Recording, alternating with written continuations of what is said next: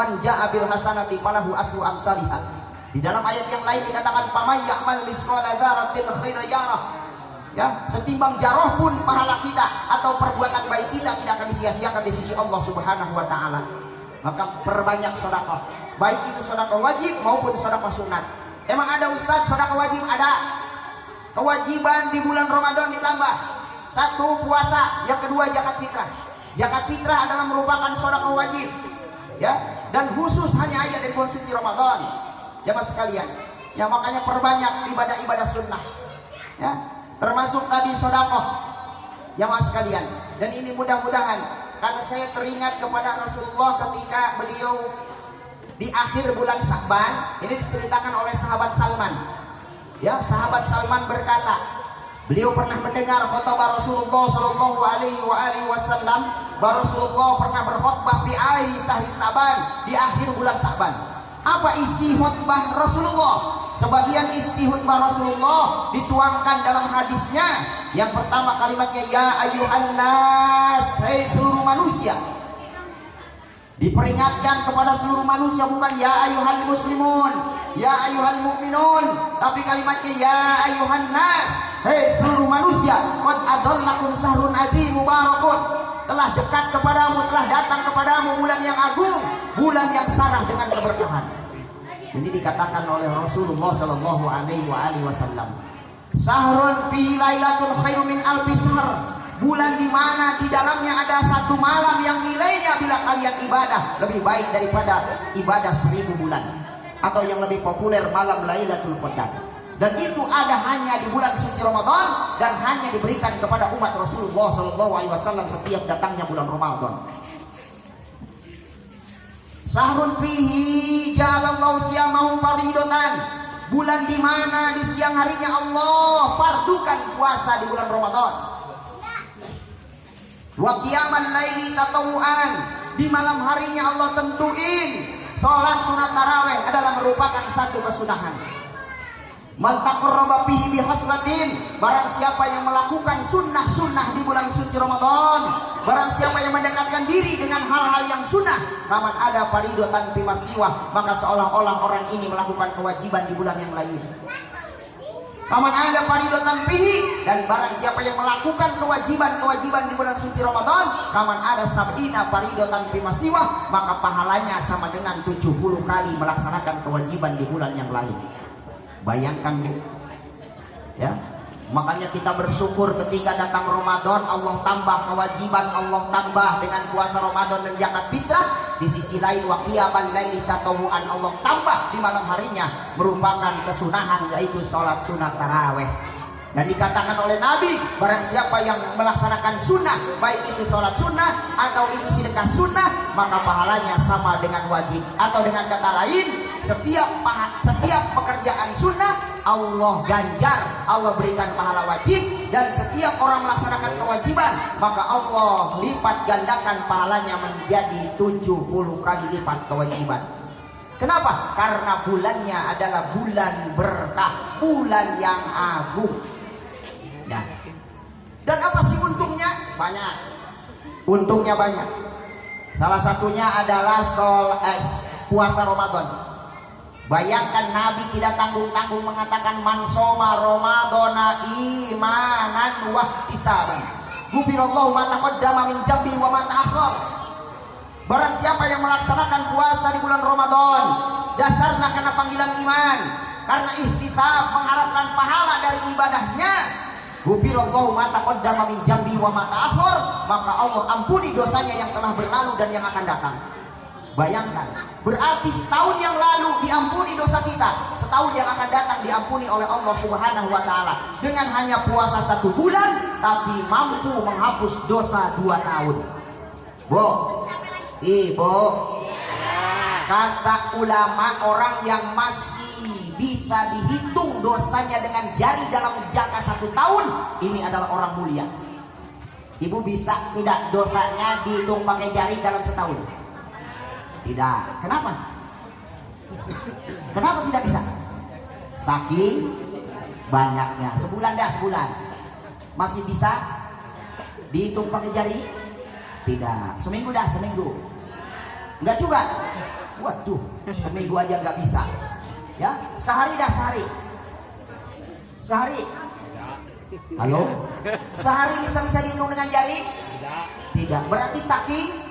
Kalau orang berdosa 1 tahun masih bisa dihitung pakai jari, mulia kata ulama. Berarti kita 1 hari saja sudah tidak bisa dihitung. Berarti sebaliknya mulia apa? Hina kita di mata Allah. Betul apa betul? Kenapa saking banyaknya sampai kagak kehitung? Coba pagi-pagi suami pulang dari masjid, mah bikinin kopi mah. Apa kata istri kita? Bapak mah nggak lihat apa? Di bocah modal pak, cuciin numpuk, ya belum teriska, belum nyuci, belum ini, belum ngepel. Lah kenapa suami minta kopi suruh ngepel? Kira-kira dosa kagak? Dosa. Udah kagak nurut sambil melotot lagi matanya. Dosa kagak? Itu baru sholat subuh pak. Nyampe sholat maghrib, pantas kalau kata ibu nggak kehitung.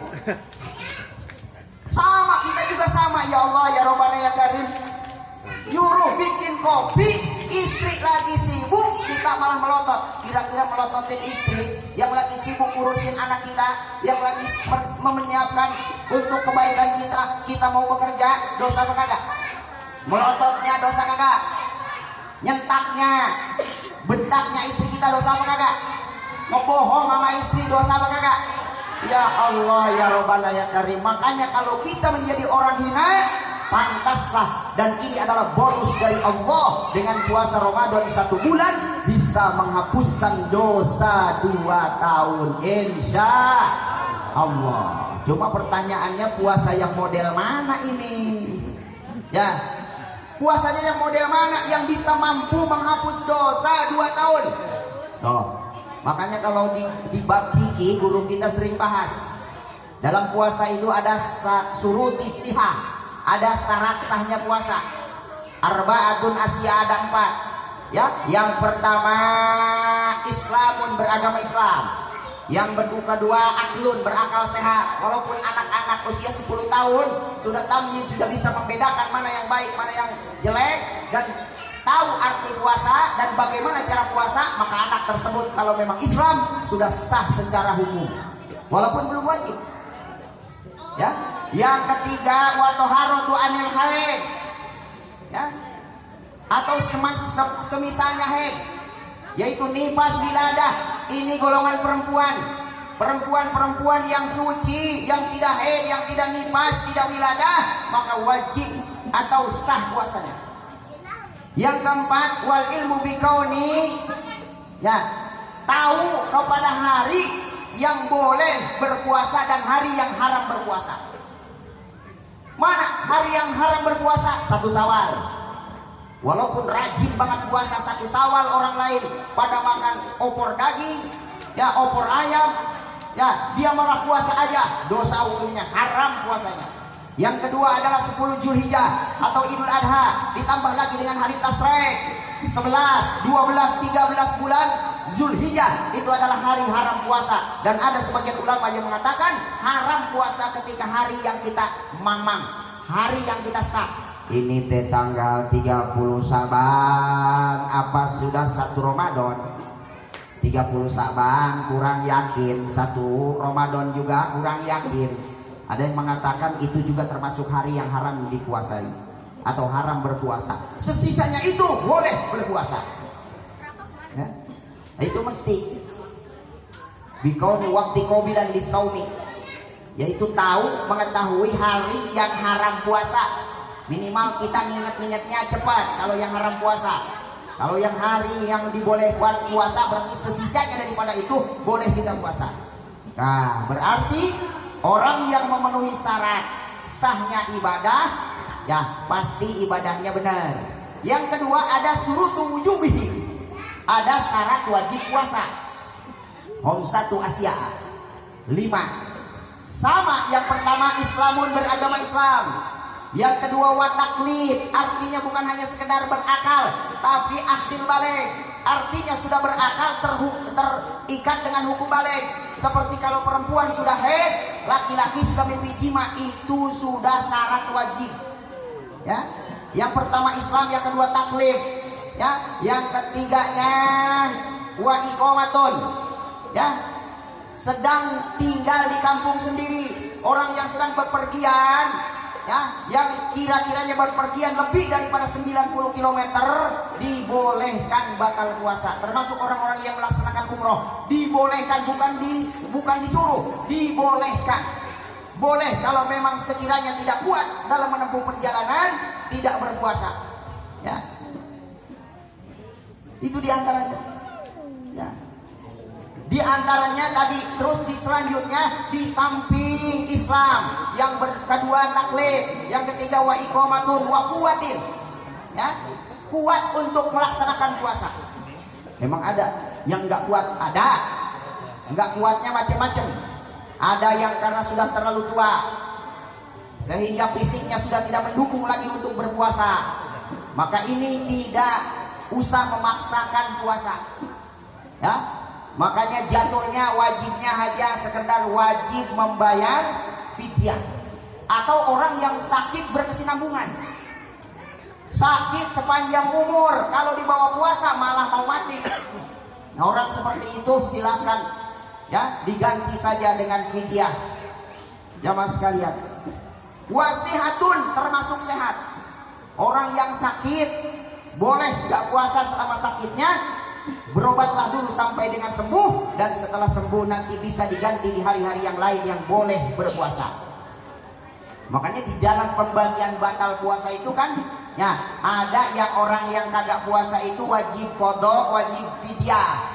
Ada yang wajib qada saja, ada yang wajib fidyah saja, ada yang kagak wajib qada, kagak wajib fidyah. Nah, kira-kira kita ngambil yang mana nih? Nah, yang paling ringan kan enggak qada, enggak fidyah. Yuk kita bahas satu-satu. Yang wajib qada, wajib fidyah, dua berarti kewajibannya. Seperti seorang wanita yang sedang hamil tua atau wanita yang sedang menyusui lalu dia tidak puasa. Ditanya sama tetangganya, "Mbak enggak puasa?" "Saya kan hamil tua, Mbak."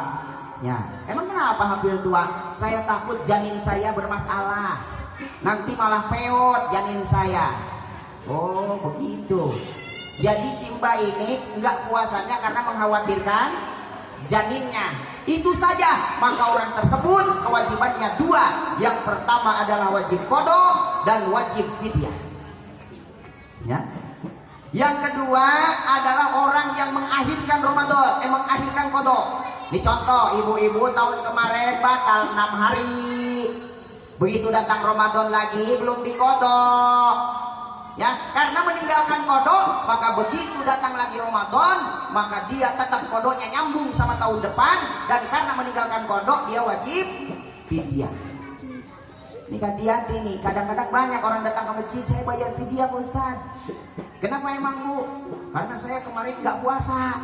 Dikirain setelah bayar fidyah dia bebas, nggak usah qada lagi, padahal qadanya nyambung, ya.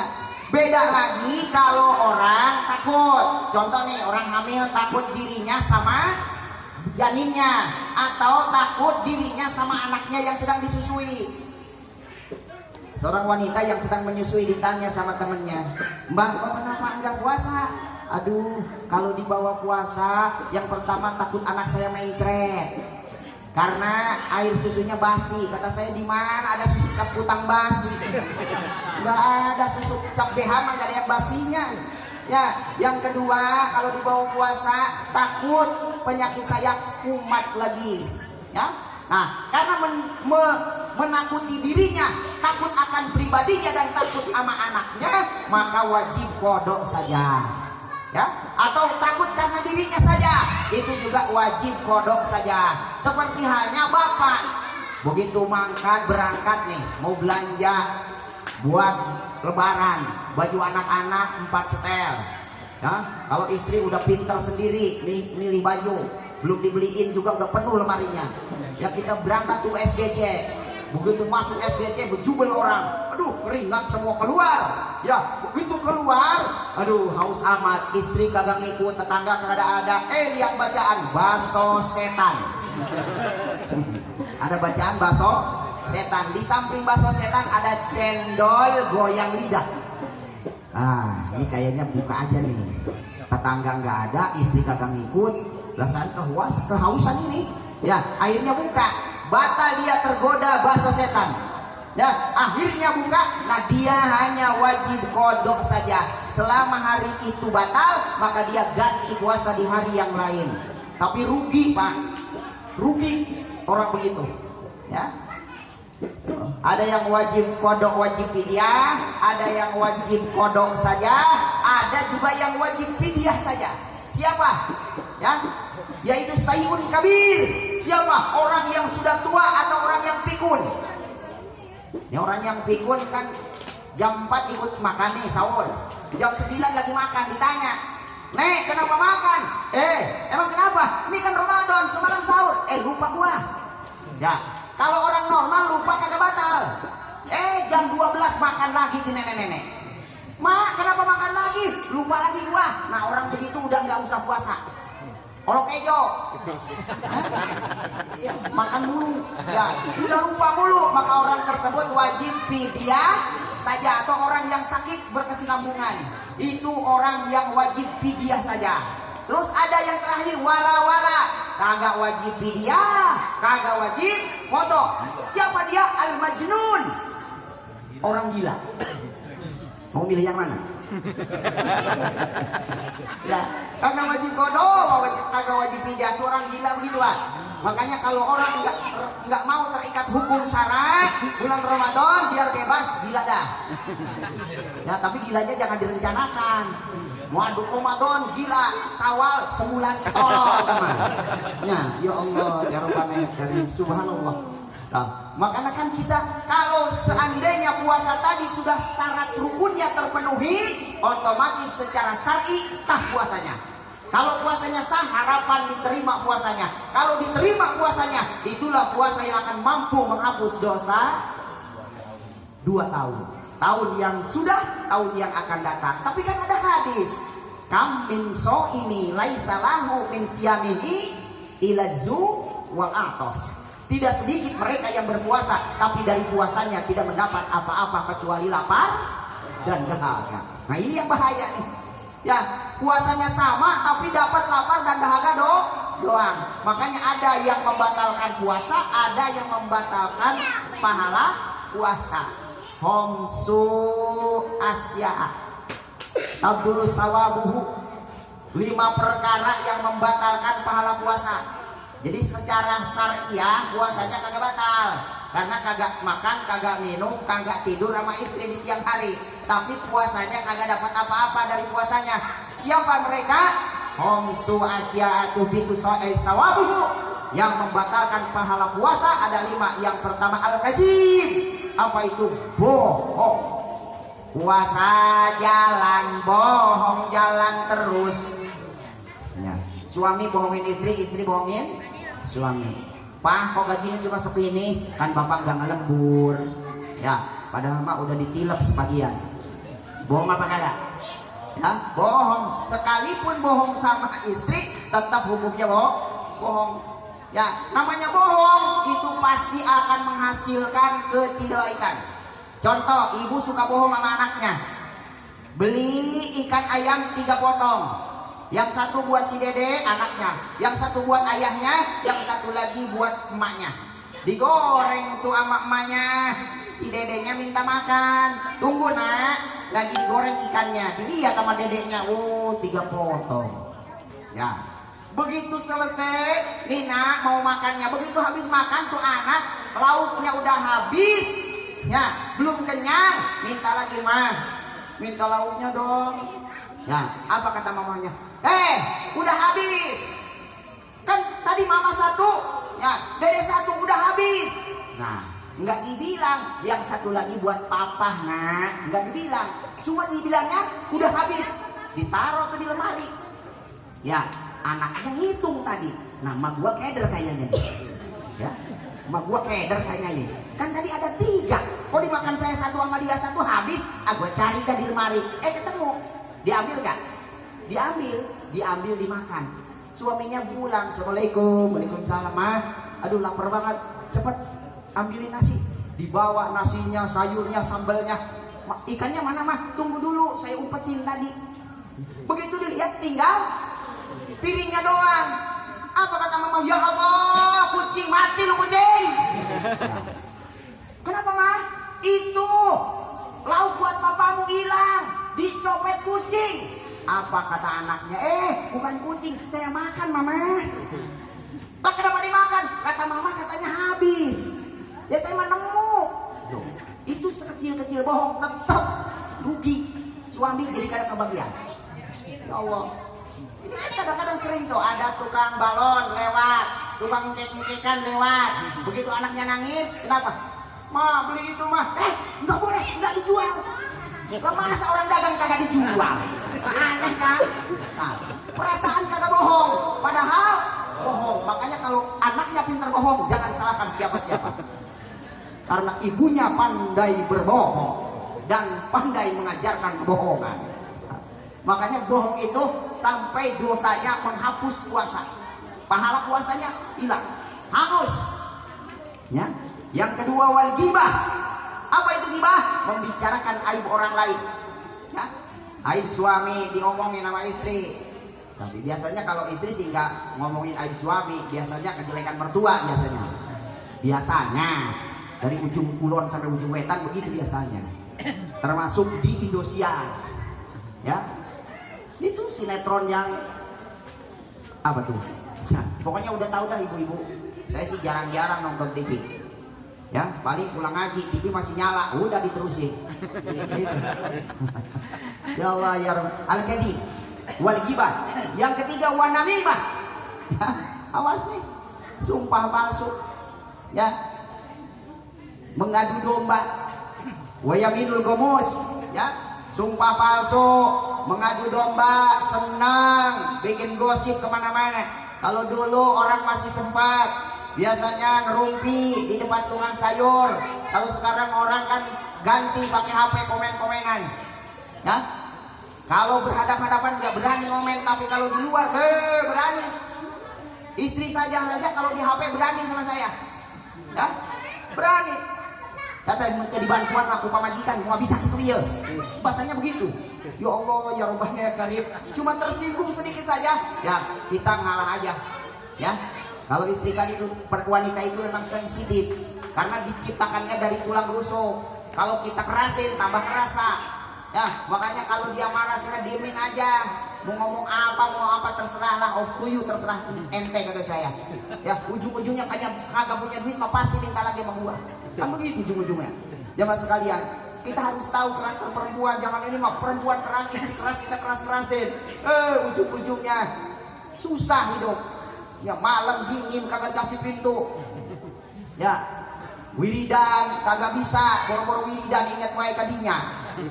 Ya Allah ya Rabbana ya Karim. Nah, itu yang terakhir warna juru bisahwat, memandang lawan jenis dengan syahwat. Ya. Ini jangankan sama orang lain, sama istri kita aja. Makanya istri dihukumi dalam fikih makruh kalau lagi puasa bersolek, walaupun di rumah. Ya, takut nanti suaminya kegoda bu. Ya, ini kalau urusan ini saya yang paling berat sebetulnya pak. Warna juru bisahwat itu saya yang paling berat. Jam 6 pagi udah ngumpul sama ibu-ibu di pasar. Sampai harga apa yang saya nggak tahu, jengkol sekarang 70 lagi. Cuma minyak doang saya yang nggak tahu harga sampai sekarang. Kata orang mahal minyak, tapi saya nggak tahu itu minyak mahal. Kenapa? Karena yang ngirim selalu sebrigen. Dan saya belum pernah beli minyak sayur. Katanya mahal, tapi saya biarin. Mereka bilang mahal, tapi saya nggak pernah beli, berarti tidak mahal. Ya, yang tahu saya itu cabai, ya, bawang. Kalau bawang sih masih mending 20.000. Ya, cabai jablay. Semua tahu, sampai harga ayam, ikan ayam, harga telur, semuanya tahu. Dan setiap pagi itu pasti nongkrong sama emak-emak. Bayangkan emak-emak itu ke pasar nggak kayak pengajian bu. Kalau emak-emak mau ke pengajian tidak ada yang berani pakai celana ketat. Tapi kalau orang ke pasar, astagfirullahaladzim. Nah, rambut kagak dikerudungin. Ya Allah, banyak masih pakai celana satu jengkal dari terminal Orok. Nah, nongkrong di depan kita, astagfirullahaladzim. Ya, masa kita harus astagfirullah baik-baik ya? Tapi kagak mungkin. Ya Allah, ya Rabban. Makanya paling sulit menurut saya Nomor 5 ini wanajru bisahwat. Makanya kalau bulan Ramadan serba salah, Pak. Ya, belanja terlalu malam belum kelihatan. Ya, belanja siang kelihatan semua. Ya Allah ya Rabbana ya Karim. Tapi kan setidaknya kalau kita tahu kita punya batasan-batasan. Ya, nah, mudah-mudahan jadi yang terpenting dalam menghadapi Ramadan, yang pertama ilmu Ramadan kita kuasai, yang kedua iman.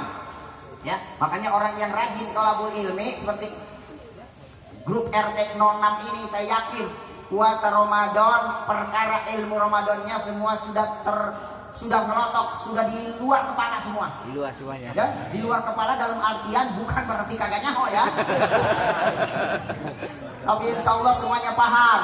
Ya, mudah-mudahan puasa kita termasuk puasa yang mampu menghapus dosa yang telah lalu dan yang akan datang. Mari kita jaga sholat tarawih kita, jaga puasa kita, perbaiki amal kita, dan mudah-mudahan ketika keluar dari Ramadan, ya kita seperti bayi yang baru lahir dari ibu kita.